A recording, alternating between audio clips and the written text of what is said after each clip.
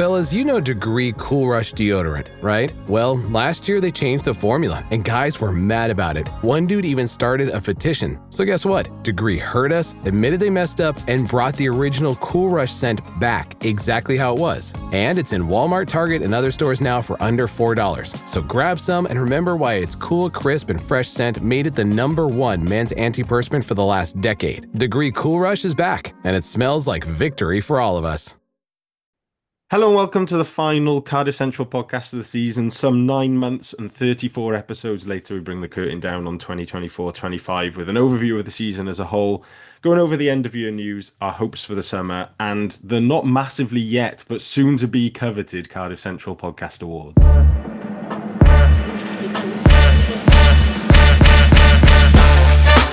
You're listening to the Cardiff Central Podcast. On the panel for this last one of the season, joined by Tony Esposito. Tony, how are you? I'm all right, thanks. Finally over a chest infection. Good stuff. Andrew Ford. Fordy, how are you? Yeah, all good, mate. And Steve Coombs. Steve, how are you? Yep, all good, thank you.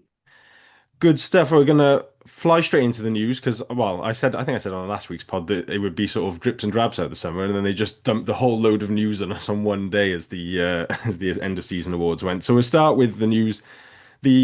The expected but still annoying news that Rey Lee-Lo is going to finally hang up his boots after some 16 years as a professional player, 10 years of those at Cardiff after joining us late in 2015. He's played 180 times for the Blue and Black, scored 33 tries, obviously won the Challenge Cup in 2017-18. Tony, not a question as such, but just a statement of what a player he was. Fantastic. There's so many good memories of just him dragging us through games, just the short little lines. And then as he slowed down over the last couple of years, still his intelligence, still being able to transfer what abilities he actually had. And you can see what an influence he's had on the other players around him. Like Ben Thomas plays like he does because of how good Lee-Lo is. Fordy, Ben on Twitter asked the same question about Rey Lee-Lo, but just to put this one in there as well, Jockey mentioned that Ray will be kept around at the club in an unnamed capacity as of yet. And so what role would we like to see Ray do on top of the player that he was? He'd be a great ambassador for the club, regardless of what he does, just being around. I'm sure his presence is huge, especially I would like to see him around the club and stay around. So something like that. But I've seen people suggest that he might be playing for the Rags next season. That would be quite exciting, wouldn't it? Tear up in Super Rugby Cymru. I think there's a possible midfield partnership there of Jason Harries 12, Rey Lee-Lo 13, which, I mean, they'll have to open the North Stand for those games because the supporters will be flocking in for that one. Steve, another question on Twitter. Rob asks, Rey Lee-Lo, Casey Lalala, Peter Muller, who would you bring back in their prime? Oh, Lee-Lo, definitely. I was thinking about this earlier because obviously I'm slightly older than you boys, and so my memory of the club goes back a long way, and to like the sort of late 80s onwards. And there's players from that time that even now people say, oh, wish we still had so and so.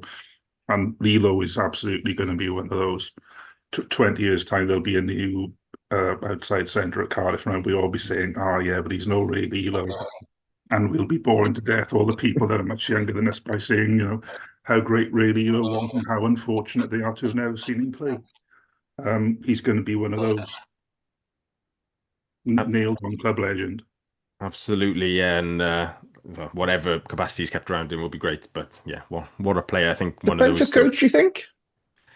I don't know if he's massive on coaching. I said, for my money, I'd like to just put him in as just like some sort of like transition player mentor, where he just sort of works 1-to-1 with any young backs coming through in that sort of 18 to 23 category.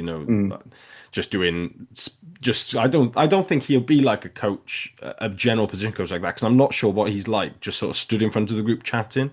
Doesn't strike me as a kind of guy who holds a team meeting in that sense. But 1-to-1, just going through film, watching players giving advice, I don't think there'd be many better in that regard. yeah, we'll wait and see. It's good that they've definitely planned to keep him around anyway, and hopefully that means he's sort of stays in South Wales as well and joins that South Sea Island mafia that exists out in Vale and Morgan there. I look forward to seeing him on the sidelines whenever I end up playing, or my boy ends up playing against Barry, because I've seen Fau and Mama Molatika stood on those sidelines. Mama Molatika's underage lad. Like, he's played against my boy a couple of times, and he just looks. I can't wait to see him in an academy somewhere soon. They should sell tickets for the Lads v Dads game at the end of the season. That'll be something good. Leavers list generally then. Cardiff confirmed a bunch of players were heading off. Most of them we knew about, but just the list as a whole. Evan Daniel, who's rumoured to be heading to the Ospreys. Gabe Himmer-Webb, who's rumoured to be heading to Leicester. Gwilym Bradley, possibly Rags next season. He's been doing some coaching with the academy as well, so maybe kept around the club in that regard. Regan Grace looks like he's probably going to head back to Rugby League, and then we know that Rhys Littrick's off to Edinburgh, and Seb Davis, Tom Young, and Tina Stabia go into the Dragons. We've discussed most of those, but Tony, Gabe Himmer-Webb was the one I think that there was a little bit of people weren't too sure whether he was staying or going. That's putting aside my own personal feelings about Gabe Himmer-Webb, that is a disappointing loss, isn't it? I think that's the one that we would have liked to have kept hold of.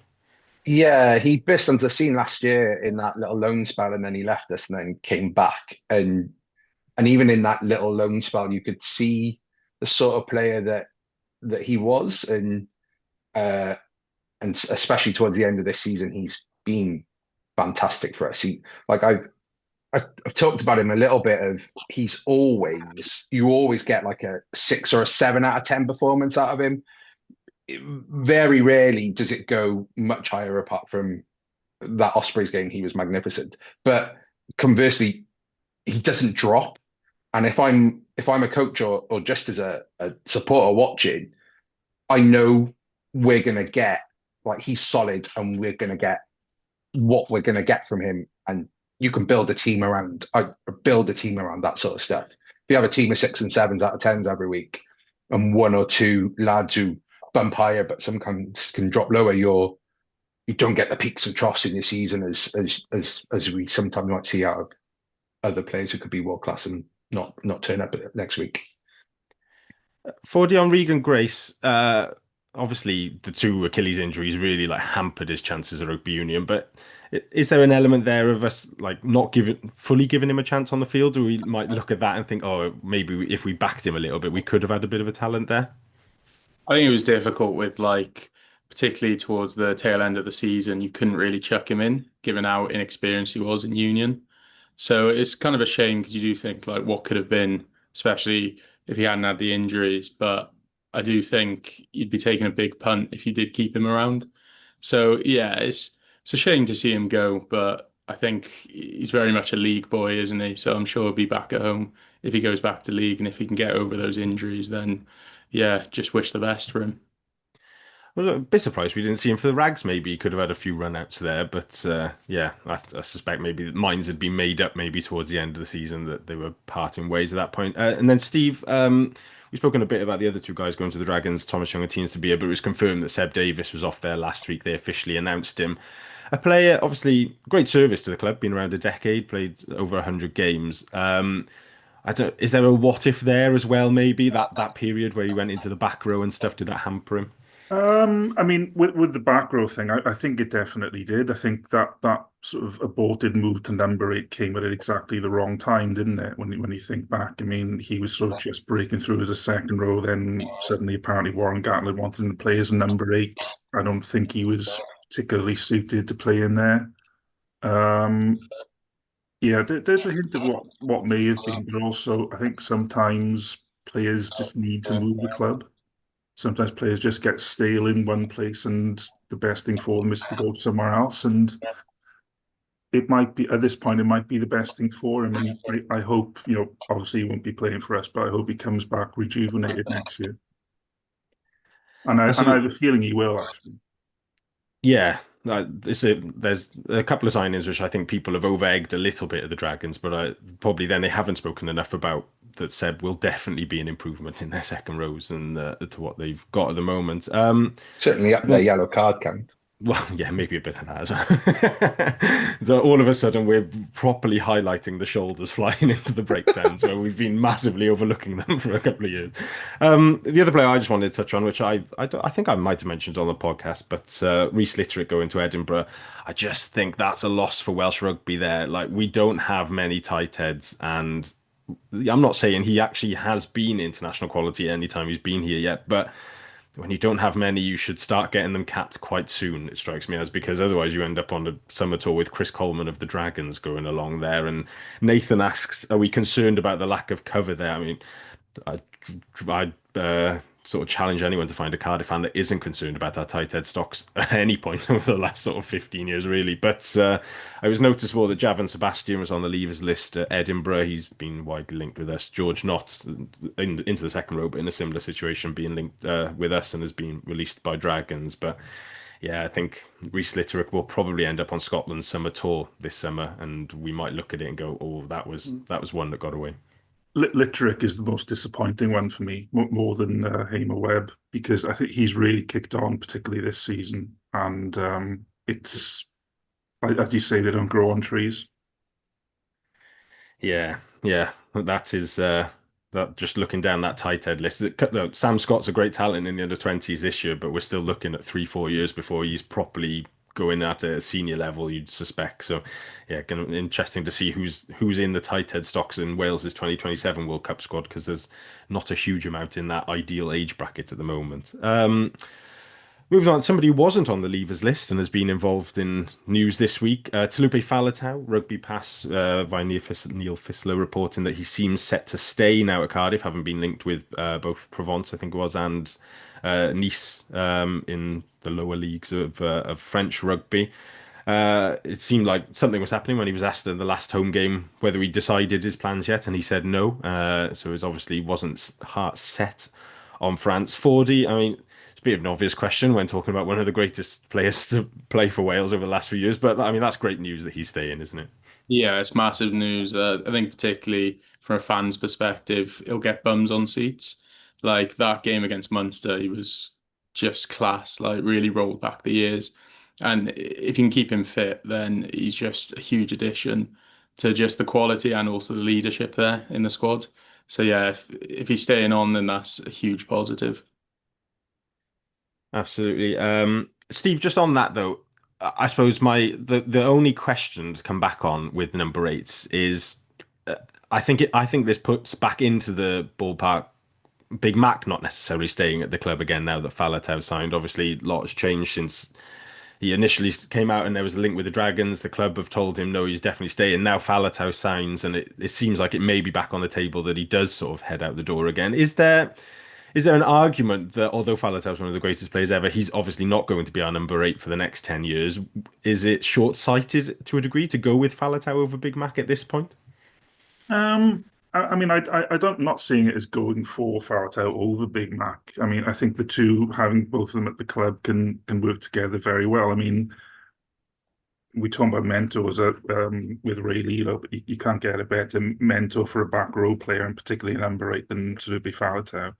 And if there's anything technical with Big Mac's game that needs ironing out, and that's the reason he's not had the opportunities he's had, then working with Faletau seems like the ideal guy.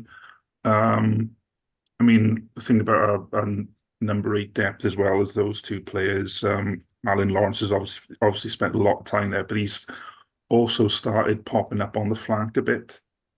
And we do seem to be going for a bigger back row next year. So I feel like there should be room for all of them. And I also think if we're going to carry on doing a 6-2 split on the bench, it seems to me that Big Mac is an ideal person to have as an impact sub. So it could be that that's where he finds his niche, at least at first next season. Certainly don't want to lose him.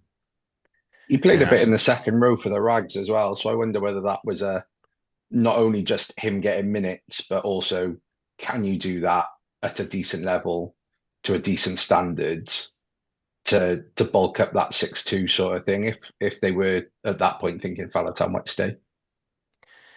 Absolutely. And like it's a bit of a test for jockeys sort of man management, I think, that this summer, because like getting everybody on the pitch is obviously not always possible. But I do think if Mac went to the Dragons, he's not necessarily a shoe in there either. You know, Aaron Wainwright's there as their sort of talismanic number 8. They've got Shane Lewis-Hughes playing very well on the blind side. Thomas Young signed, Harry Beddle signed. They've got a lot of good back rowers there.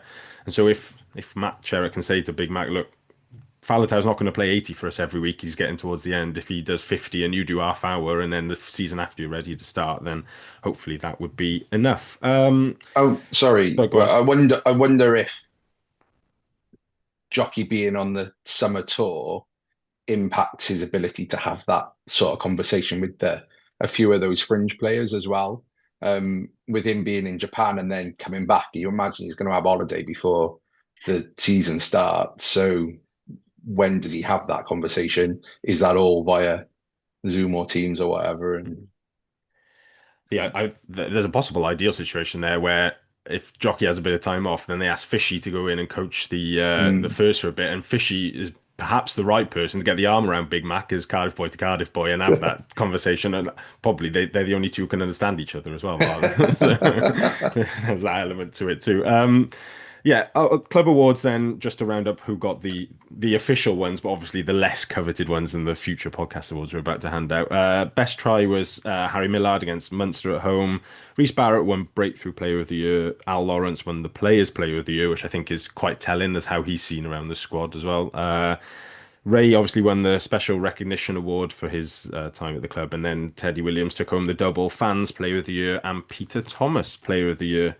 The other piece of news from last week is that the URC have got the fixtures out, which, I mean, it's a remarkable turnaround from a couple of years ago where we were sort of begging for them at the end of August time, and now they're coming out before the last season's even finished. But Cardiff start the season on Saturday the 27th of September at home to the Lions, 7:45 kickoff. The first 5 games then, the 4 that follow, are Munster away, Connacht home, Dragons away, and Edinburgh home.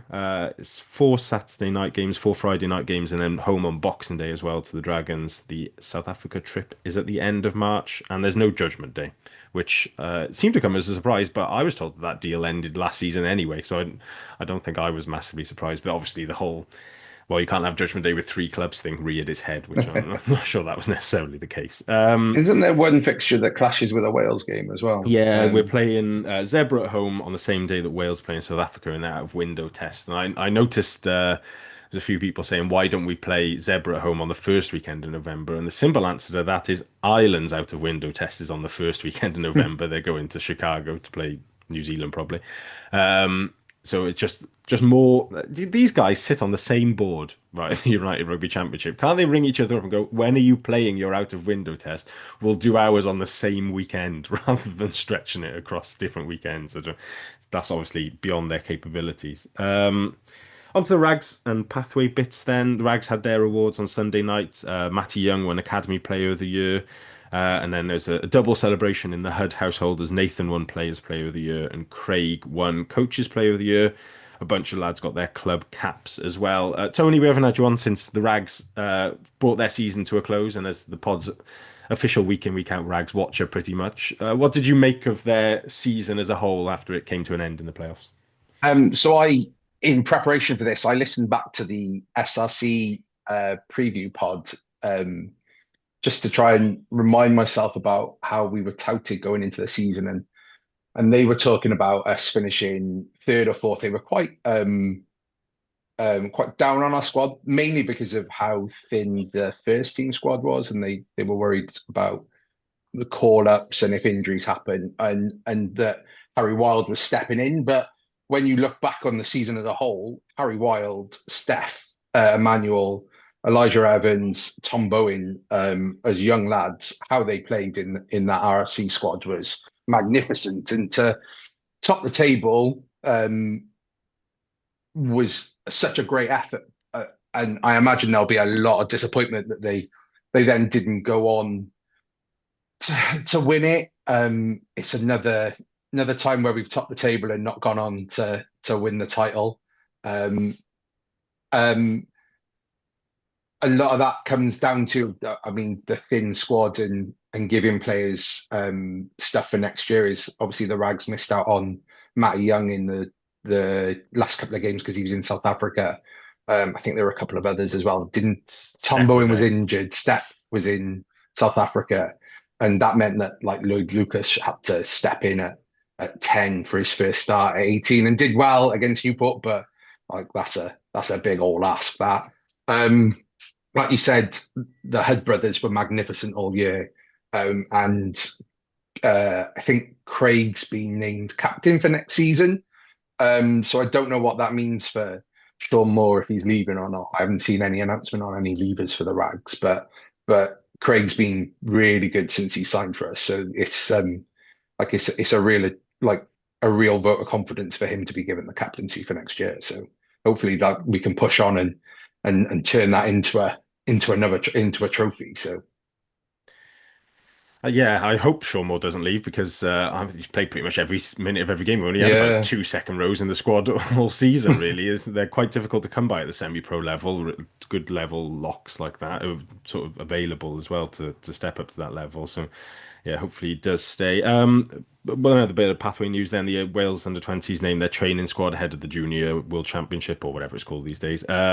9 Cardiff players involved: Cam Tyler Grocott, Sean Davis, Harry Wild, Lloyd Lucas, Steph Emmanuel, Oshan Darwin-Lewis, Elijah Evans, Tom Bowen, and Reece Cummins, who's one to look out for. 17 been named in that training squad. He was very, very good for Wales under-18 in their under-18 Six Nations Festival a couple of weeks ago. Mainly a fullback, can play on the wing too for Merthyr. Also, Tom Cottle was involved, future Cardiff players. He joins us this summer from RGC. And then there was 11 others who were sort of ex-Cardiff pathway players. Either we've released them or they've headed off to mostly over the bridge, which means out of the 45 players in the training squad, 21 were either current, former or future players of our pathway, which is another big tick for the work that Griff, Rees and co are doing there. We'll wait to see what the final squad looks like. At this point of the pod, then, just say if you're enjoying what you're listening to, feel free to subscribe to on whatever podcast platform you're listening to, or if you're watching us on YouTube, subscribe to the channel as a whole. We've had good steady growth this year. Hopefully we can kick on again over the summer and into next season. Main point of the podcast then, as the last one of the season review. Cardiff, just to compare a little bit with 2023-24. This season, we finished 9th in the URC, reached the round of 16 in the Challenge Cup. So our total record was played 23, won 9, drawn 1, lost 13, versus playing 22, winning 4, and losing 18 the season before. Points for, we up to 520 from 464, which is still an increase on average per game. We conceded 610 versus 603, which is a slight decrease per game. Scored a lot more tries, 79 versus 61. Conceded a few extra, 83 versus 79. And obviously, I think Harley mentioned it on the pod last week. Steve, you were mentioning it on the WhatsApp group as well, that our goal kicking stats are very, very bad. That's the difference in points for there. 40 coming to you first on season review. Just areas where we particularly improved and maybe if there's anywhere where we regressed a little bit, do you think? I think Tony's touched on it a lot, but I think like the inclusion of Sheedy this season with kind of setting up those tries. Obviously, his goal kicking's not been the best, but we've scored tries we wouldn't have scored last season for sure. And like particularly watching the tries that were nominated for try of the season, how much of an involvement he had in quite a few of them with just some lovely tip-ons. I think that's been a huge improvement this season. Like, especially from first phase, some of the tries we've scored have been fantastic. I do think we still have an element of a soft underbelly with some of the penalties we've conceded. And I think it's happened a few occasions where we've had like a line out from 5-10 meters out and we've conceded a penalty ourselves. So, there's a learning curve there. Van Ziel's only in his first season, I believe. So, it's not gonna be perfect overnight, but it's a good, certainly a good improvement from last season, and hopefully over pre-season, it can just get better. Absolutely, Steve. Looking back on the season, lots of memorable moments, I think it's fair to say, but a few crucial games where things had gone slightly differently, or maybe we'd approached the game slightly differently. We might be looking at a different outcome at this point. I mean, you're sort of saying the Benetton game without saying the Benetton game. There's a few others. Though. I'm thinking Ospreys, There are a New few Year's other Day, of and them, yeah. Scarlet's home as well. I mean, yeah, there's lots of little moments. I mean, any team could probably list little moments over a season and all the what ifs. The two that come to mind, without just saying the Benetton game generally, which we should have won, there were two tries that Gabe Hamer-Webb didn't score. One of those was against Benetton, where if Dan Thomas looks to his right instead of kicking to his left, we score a try there and probably win the game with a bonus point. And the other one is back in the home game against the Turks, where, in fairness to Blair Murray, it's a terrific tackle, it's a terrific bit of defensive play, but it's also a try gone begging, and that also most likely would have been a bonus point win. And that one moment you could say is the difference between the Turks finishing in the playoffs and us finishing in the playoffs. Season can change on little moments like that. But there's a few of them. But there's been equally a much higher number of memorable moments for the right reasons as well. I would say this season. I mean, the season turned in a positive way with the Ulster game. I think. I mean, if you think back to that match, I mean, what was it, back in October? Half time in that game, we were pretty down, and it looked like we were onto a very negative season if we got this kind of soft start to the year and we're still getting humped by Ulster. And to turn that around really probably did turn the season around. That game, so I was in the family enclosure for that game because my kid played on the pitch at half time, so they saw the 3 Ulster tries in the first half, and I was saying, like, I'm the only one of that group who goes to Cardiff games regularly, and I was saying to everyone, "Oh, it's fine. We play much better towards the clubhouse. It's fine. We'll be all right in the second half." And they were all looking at me and laughing, and then the turnaround in that game, like for me, that Stevens try that's in the try of the season contention is the winner because of the context of it. Like that was the try that triggered the comeback. Also, they were down to 14, and I've got to vote for a try. Not to jump ahead, I've got to vote for a try that is that's against 14 men, because those don't happen very often for Cardiff. There's someone there's someone on the Cardiff Rugby subreddit who has been posting all season a table of how many points we took from teams last year compared to how many points we took from teams this year, and there were only 3 games where we took less points this year to last year, and that is a fantastic turnaround. His handle's infamous Impala, by the way, just to give him a shout out. But yeah, like 40's right. There's still a soft underbelly, and too many times we turn attacking positions into defending ones. But it feels like that's happened less this year. Come away from games more positively this year. It's not ruined my whole weekend when we lose, which is maybe a maturity thing, but maybe just a. Yeah, I think that's the thing, is that when we were sitting here last year during the season review with Cowan and Harley, it was like our memorable moments were like losing to Harlequins, like losing to Bath and stuff. It was like, yeah, but they were great days, but like it was all we could cling to. Whereas we've actually got some major wins to cling to this year. Tony, at the end of the season, then obviously we don't quite make the playoffs, which at the time was a disappointment. But as Jockey was saying in the week before, if somebody had offered us the chance to just miss out on the playoffs, we'd probably have taken that at the start of the season. But I wonder, does missing out on the playoffs, do we then come back and think, oh, it really focuses the mind? Or is there a risk that we sort of become, I don't know, to use a football analogy, like Arsenal or something, and it's become a thing there where we just don't quite get across the line? Because there was a bit of narrative before the last game where I think Cardiff have never made the playoffs, certainly in their current guys, since they came back. Is that a concern that we become a nearly team?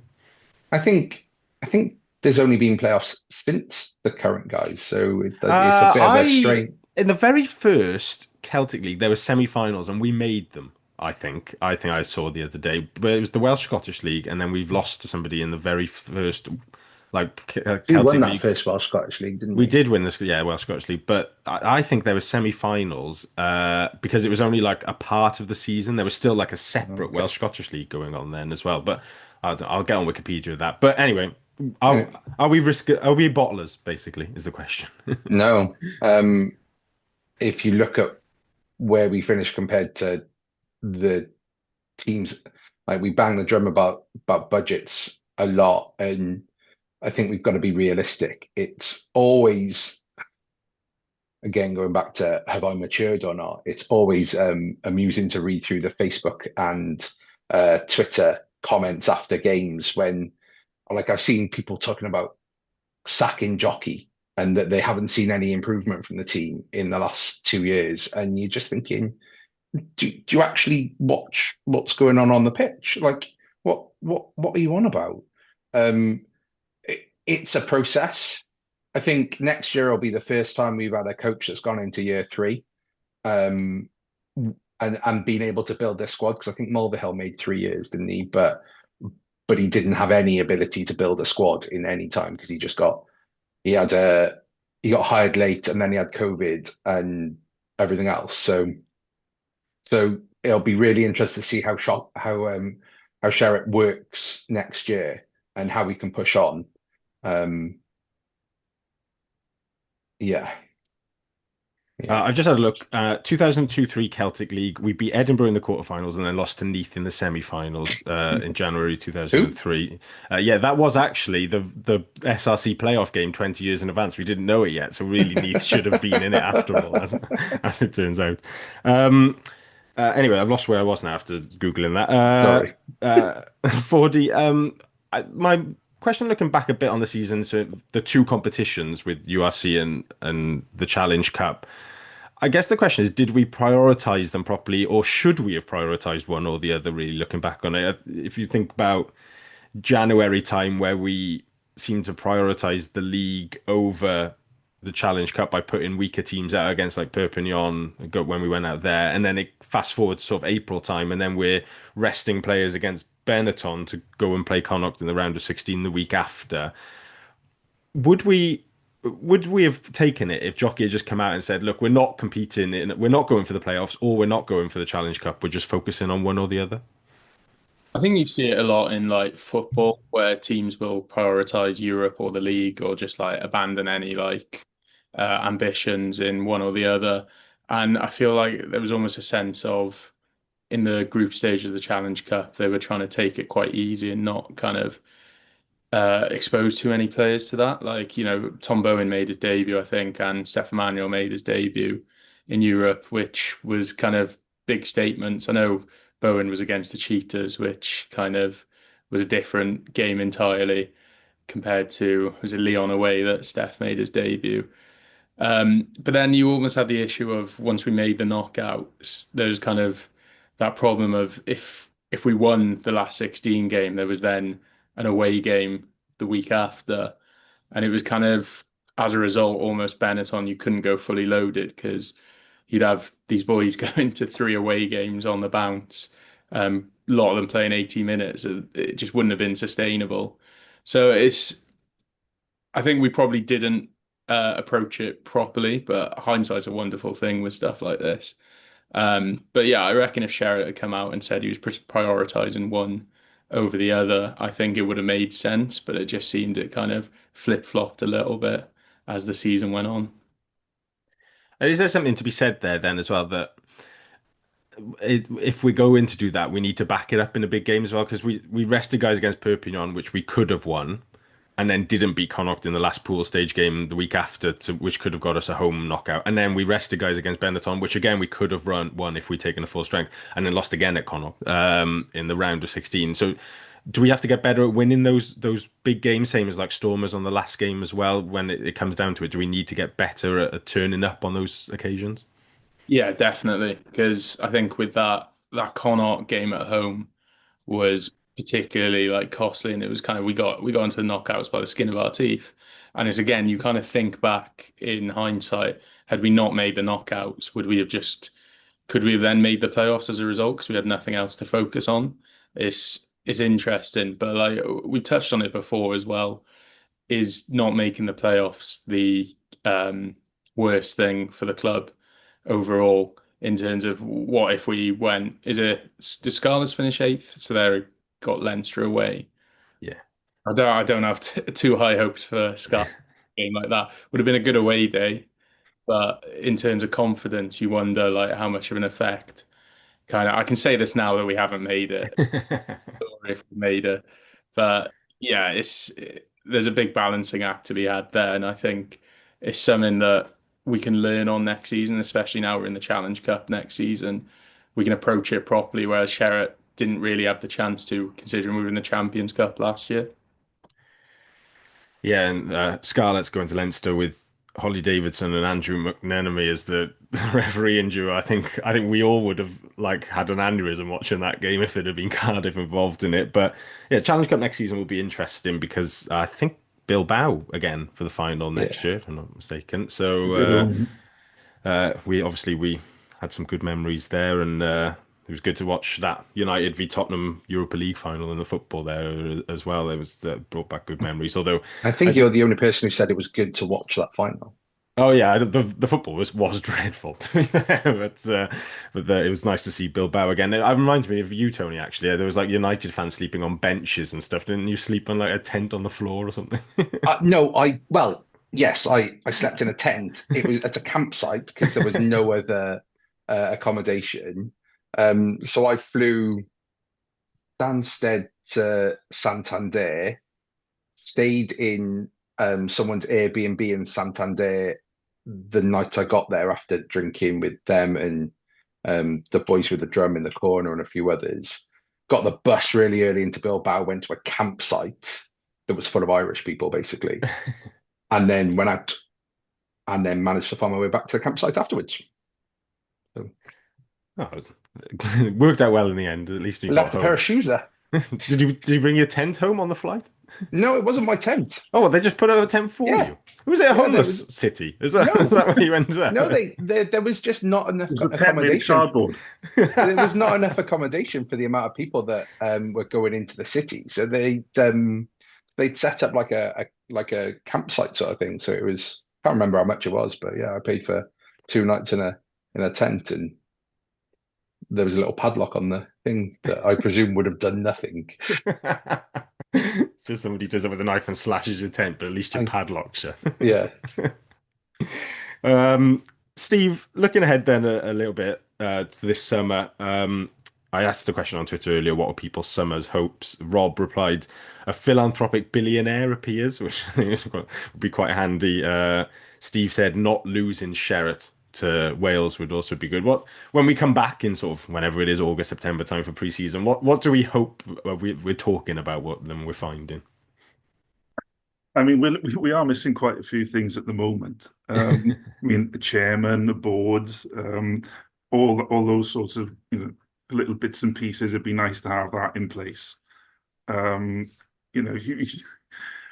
If we want to start at the most important things, that is kind of important. I mean, you joke about wanting the philanthropists to come in, but we do. I kind of would like to go back into private ownership sooner rather than later, assuming they're not selling snake oil.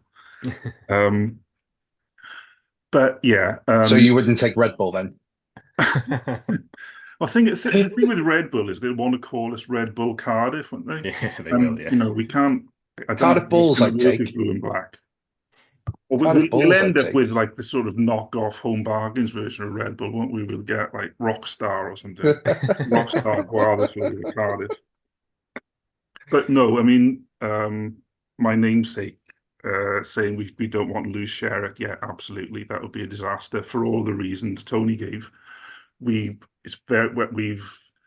not had a coach going into his 3rd year with the ability to build his own squad since I really don't know. Danny Wilson possibly, and even then, Danny Wilson left because he couldn't build his own squad in his 3rd year, right?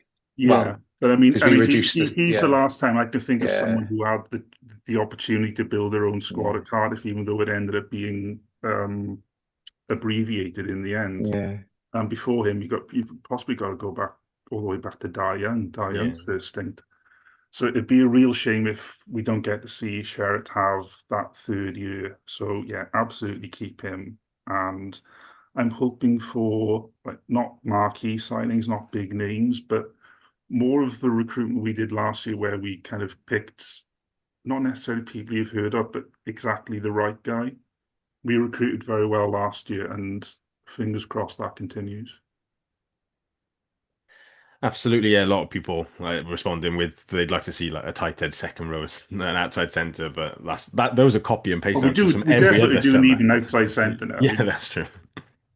Well, Grady will be like a new signing though, won't he? So yeah, it'd be interesting to see what they do with that, because a lot of people saying we need to replace Ray, but maybe Gabe is the one they need to replace slightly more. It depends how they see Grady a bit, because when Jockey came on end of last year, he was talking about his back line, and the right winger he sees as your bigger physical presence, and then your left winger is your little nippy guy. And you look at our wingers now, and Adams aside, they're all little nippy guys. I don't think any of Millard, Stevens, Bowen could do, or Cabango when he comes back, if and when he comes back, can do that right wing, more physical grafter job. Adams is doing it, but even he, arguably, you would prefer him to play on the left and be the finisher if you had to choose. So it'll be interesting to see whether they think Grady is the guy who could do that. Obviously, he is bigger and physical, but when Jockey's played him on the wing, he has still played him on the left wing more often than not. And then if they think Grady is the 13 answer, do they have to go and find a winger and then don't bring in an outside centre necessarily? That's probably my biggest question this summer, is exactly what they want to do with that back line.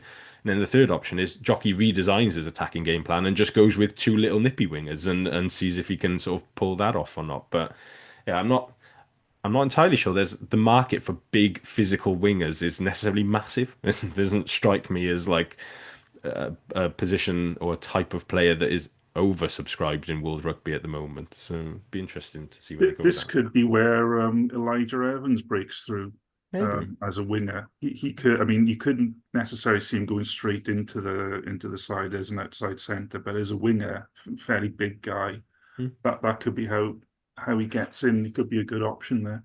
But yeah, it's a good point that Grady can be like a new signing, because there's a couple of players in that category. Ewan Stevens is going to be like a new signing.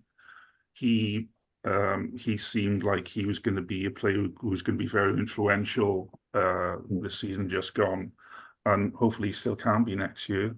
Cabando's going to be like a new signing. I'm wondering if he's further. New signing. I wonder if Cabango's further along than we think, and that's why Grace has been, as part of the reason why Grace has been released. Because if they think Cabango's going to be back, then He was pictured. Ellis Bevan put up an Instagram story, and Kabanga was in the gym whilst everyone was in South Africa. And I think somebody tweeted me. I may have made this up entirely, and I dreamed it, but I'm sure somebody tweeted me saying that Kabango did a local club presentation recently, and that they'd asked him how he was, and he said he'd be back for the start of the season. So, which would be a big boost if that was the case. But yeah, I think he put up an Instagram post himself saying that he'd done like 3 hamstring setbacks or something. So it'd be, I suppose the question mark is exactly what Theo Cabango comes back at the start of the season, whether he's still got that electric pace or whether sort of, fishy post hamstring, he'd lost that little extra yard, didn't he? But yeah, we should. Maybe that's why he's in the gym, so he can be the big winger instead of the nippy winger. He's just going to come back absolutely massive. No one's going to recognise him. Right. Moving on to the final part of the pod then. Get our proverbial ties and bow ties on for the... I don't know if it's the first Cardiff Central Awards. I feel like there's probably been Cardiff Central Podcast Awards, but as we've had a format change mid-season, it's the first of the new style Cardiff Central Podcast Awards, I've decided. We've got... How many awards we've got? 1, 2, 3, 4, 5 awards. We're going to start with Best New Signing. Fordy, I'll come to you to lead this one, and then we'll have one person lead it, and if anyone vehemently disagrees, we'll jump in, and then we'll have some sort of vote in which I'll decide who's the winner. I've decided. Best New Signing then. Shortlist: Danny Southworth, Josh McNally, Dan Thomas, Johan Mulder, Callum Sheedy. Who stands out for you there, Fordy? I think they've all contributed quite well. They've all been solid, but I think the standout for me has been Josh McNally, because I think he's just brought so much. He's demonstrated why we've needed like a proper second row for feels like forever at this point. But he's not even like he's covered six a lot when he was at Bath, so it just shows like how just having someone who's got the kind of right height and weight, how much of an impact it has in the boiler room. I don't think it's a coincidence that Teddy Williams has improved so much as well with him being there. And it just every week when we were going through what our team is on the podcast, it was always McNally and Teddy Williams just penciled in without any discussion. So, there was an argument for the other players about whether they started or not, whereas McNally's just been huge for us this season. Yeah, absolutely. I think Steve on Twitter, and when he was replying to our tweets earlier, mentioned about Sheedy was an outside bet for it. And if he'd been anywhere near sort of 75%, you could have made a real good argument for him. But yeah, I doubt there's going to be much chiming in on Josh McNally being the best new signing. I think that would be a pretty unanimous choice across Cardiff fans there. Tony, team performance wise, best performance for the team as a whole. We've got five on the short list. Scarlets away, where we won at the start of the season. That Ulster home game just before the autumn internationals. Lions at home just after the Six Nations, and then the back-to-back wins of Ospreys at Judgment Day and Munster at home. All good performances, to be fair. Which one stands out for you?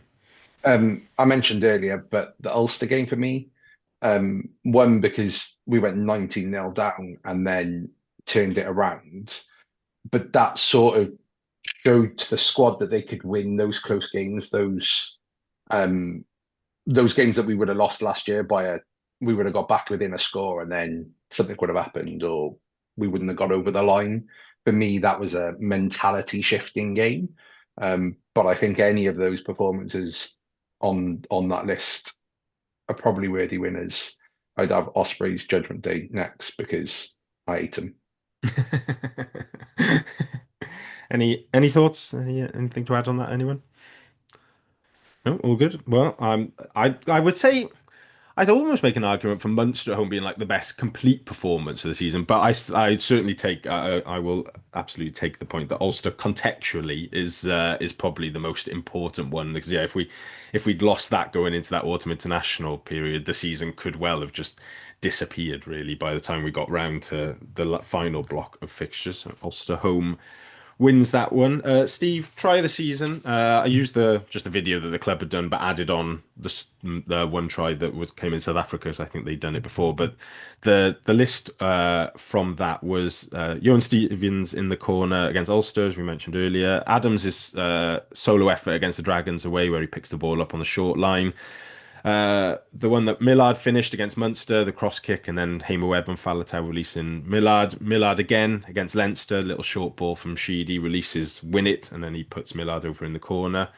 There's Thomas Young's effort against Connacht in the Challenge Cup pool stage game where he breaks down the left wing. I don't know if he actually purposely kicks it infield or not, but it's scooped up by Bevan and then goes back to Young to go over. Gabe Hamer-Webb's effort against the Ospreys at Judgment Day, where Sheedy releases Ben Donnell, and then Hamer-Webb somehow manages to stumble and crawl and force his way over the line. And then on top of that, then Millard's effort against the Stormers in the final game of the season, where Gabe Hamer-Webb comes off his wing and ends up getting absolutely clattered by Damian Willemse before Millard goes over. We scored some quite good tries this season, to be fair. Like Cardiff generally do score good tries. We don't score many rubbish ones, except maybe the one Dan Thomas scored, which one, I can't remember who we were playing, where he just pushed the 9 over and then fell on the ball. That was a rubbish try. But which one of those lists takes your fantasy? You know what? I'm actually quite tempted to say that the Dan Thomas one was the try of the season, just for the pure shithousery of it. I mean, I'm pretty certain it was legal, but then if that had been a more significant try, I would strongly tempted to say that was the try of the season. But I think, I think the difference with the kind of the tries of the season contenders this season is they've all felt quite structured. So we scored a lot of nice tries last season, but it felt a bit more sort of harem-scarum. Like you think about that fantastic try we scored against Zebra away last year, sort of length of the field, which was that was us kind of winging it really. The tries the tries you just named, they'd come from Matt Sherratt's structure. It's all quite smart, structured play where players are thriving with it. I think I'll go for the Millard one against Munster, partially because it it is a fantastic try, but also the context of it, the way that swung the game, the way the Arms Park reacted to it. The club gave the official title to that one, didn't they? Well deserved. It's a great try and a memorable one. I think that's one we'll remember for a while.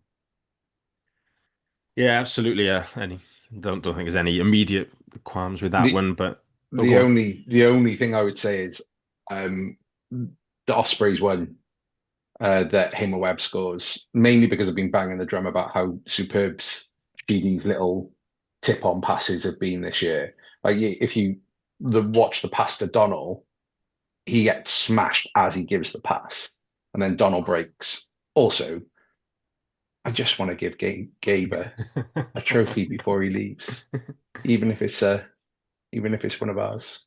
Well, he is. But no, I'm happy with the other one. He is up for the next one, but I would say you missed out the key important part of that game here against the Ospreys try, of course, is that how good his arms look when he's pushing the ball down with Morgan Morse at the end. That's what we're really watching rugby for, the zoom in on that.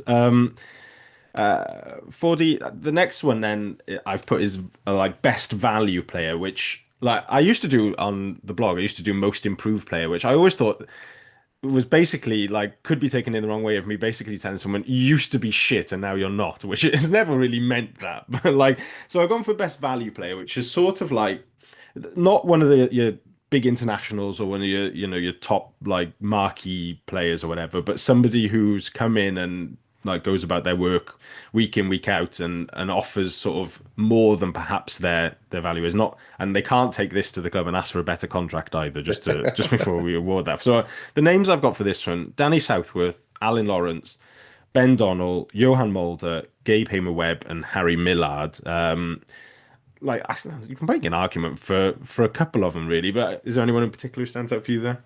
Yeah, I think all those players have been class this season. I think Southworth punched above his weight. I think Mulder's really impressive how he kind of came in as third choice and made that 9 shirt his own. But I think Lawrence for me would be the best value player in terms of just what he offered, defence and carrying the ball. But we've often, like years gone by, we've not really had those carrying options, and he wasn't making massive line breaks as such, but he was just getting us over the gain line and getting those post-contact meters in that kind of set up a platform. It's kind of no wonder he won the awards he did as a result of it. So yeah, I'd go for Lawrence personally.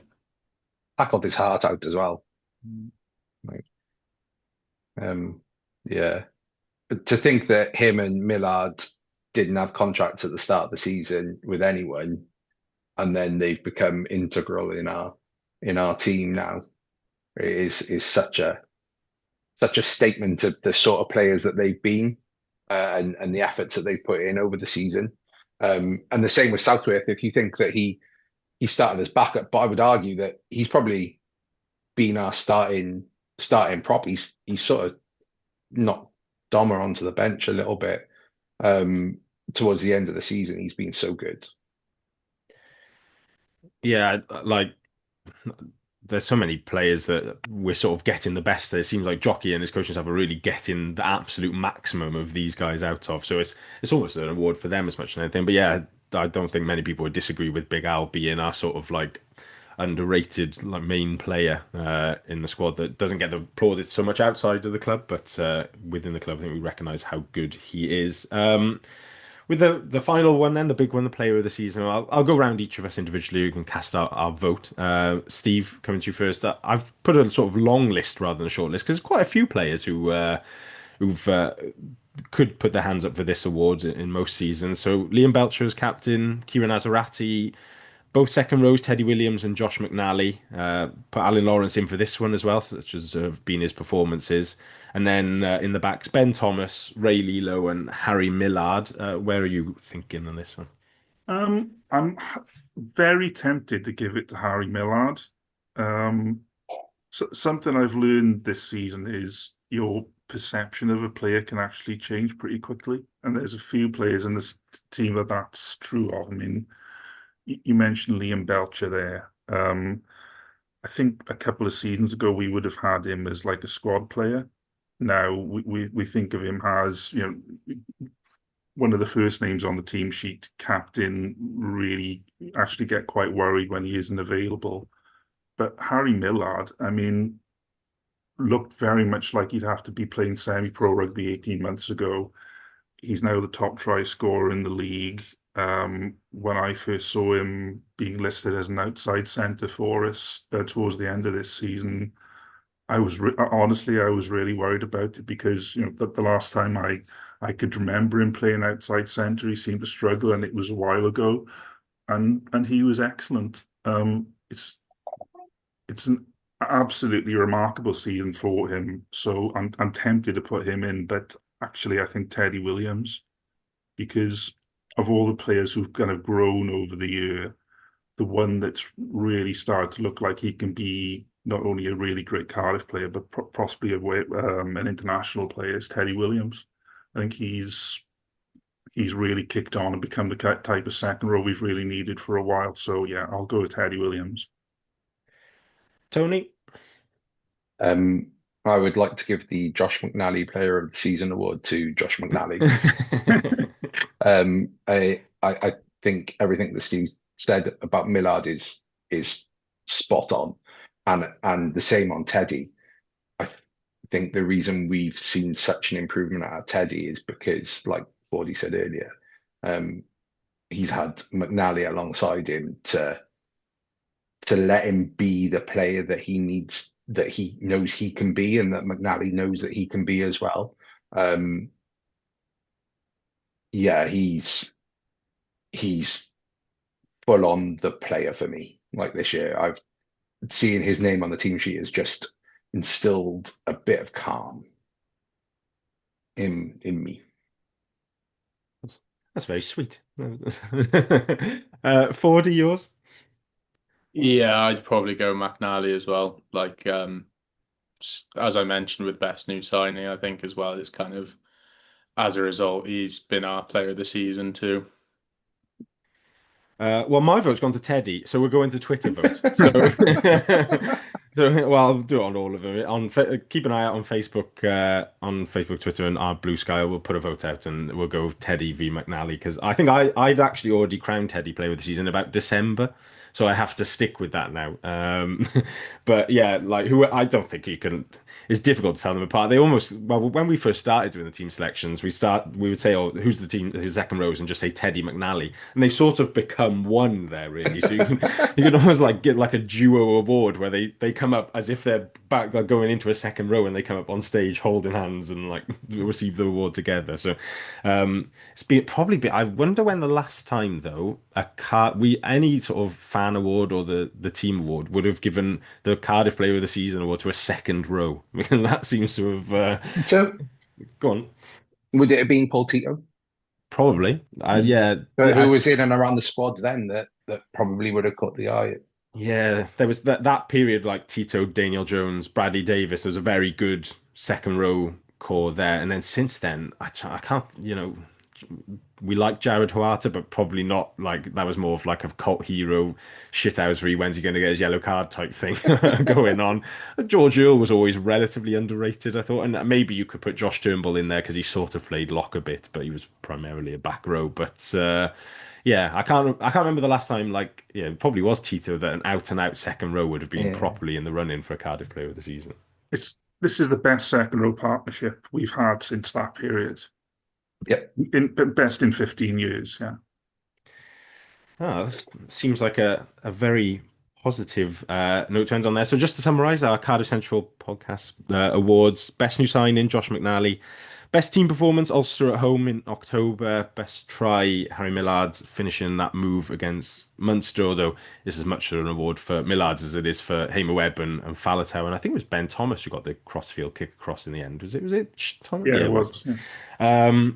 Big Al is our sort of most valuable player, and then our player of the season is Teddy McNally, our newly created duo, and we'll go to a vote to officially crown one of them just for record keeping thing. But yeah, not much between the two of them. Right, I've come to the end of my running orders. Any last sort of season thoughts or going into next season that anybody wants to share? Just one thing, because the player we haven't mentioned is Cam Winnett. And I think we're possibly in danger of taking him for granted because he's there every week. I think there's been at least one podcast where we've been picking the team, we haven't even bothered picking the fullback as we know who it's going to be.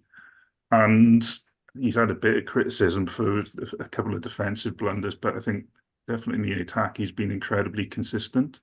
So I think he deserves a shout out because he's also kicked on this year.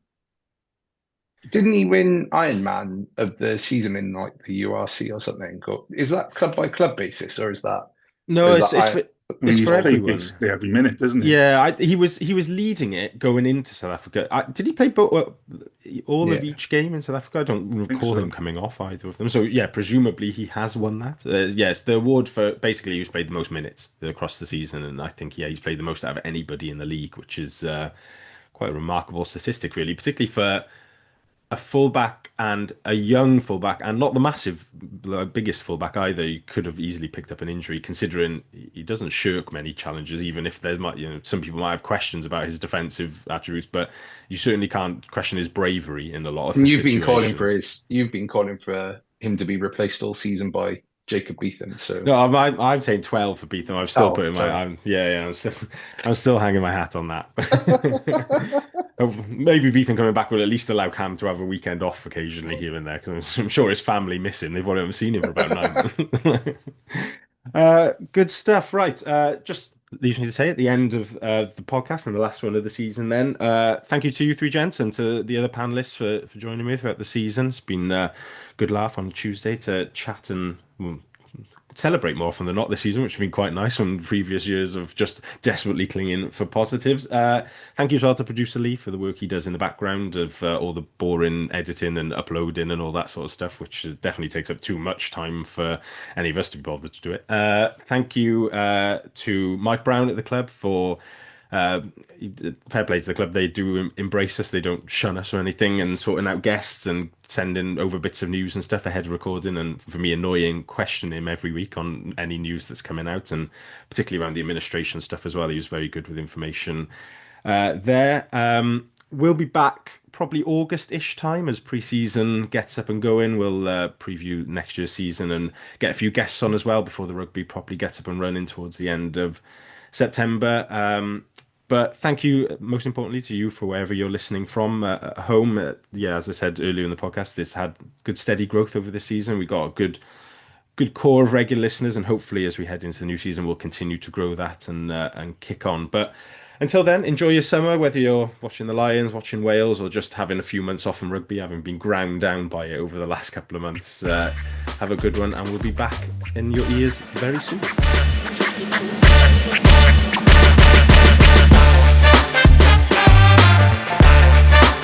That was the Cardiff Central Podcast. Please rate, review and share us on socials if you can, and join us again next week for more of the same. And until then, enjoy your rugby.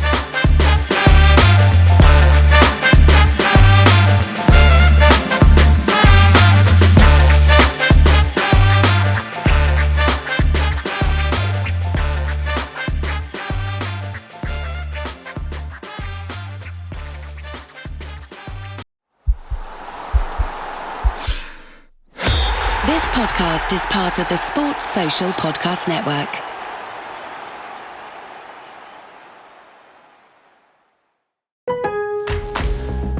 Craftsman Days are here at Lowe's with big savings on the tools you need. Right now, get a free select tool when you buy the Craftsman V20 2-pack battery kit. Whether it's the backyard, the bathroom, or beyond, Craftsman has the tools to help you power through and get the project done right. Because DIYing is unpredictable, but your tools shouldn't be. Shop Craftsman at Lowe's today. Valid through 6/18 while supplies last. Selection varies by location.